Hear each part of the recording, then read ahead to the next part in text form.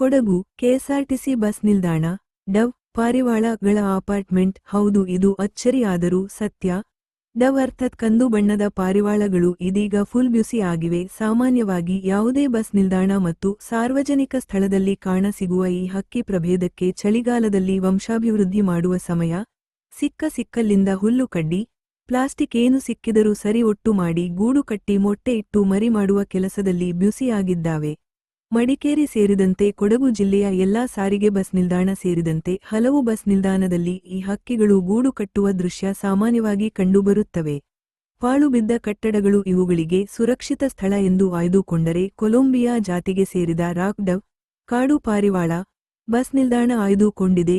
ಕಂದು ಸಿಮೆಂಟ್ ಬಣ್ಣದ ಈ ಪಾರಿವಾಳಗಳು ಗಟ್ಟಿಮುಟ್ಟು ಮನುಷ್ಯರ ವಾತಾವರಣದಲ್ಲೇ ವಾಸಿಸುತ್ತವೆ.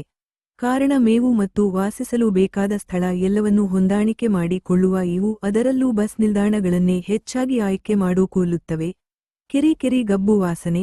ಇವುಗಳ ಸಂಸಾರ ನೌಕೆ ನೋಡುವುದಕ್ಕೆ ಒಂದೆಡೆ ಚಂದ, ಆದರೆ ಮತ್ತೊಂದು ಕಡೆ ಸಾರ್ವಜನಿಕ ಸ್ಥಳ ಬಸ್ ನಿಲ್ದಾಣದಲ್ಲೇ ವಠಾರ ಮಾಡಿಕೊಳ್ಳುವ ಇವು ಮಾಡುವ ಗಲೀಜು, ಅದರಿಂದ ಬೀರುವ ದುರ್ನಾತ ಸಾರ್ವಜನಿಕರಲ್ಲಿ ಕಿರಿ ಉಂಟು ಮಾಡುತ್ತದೆ.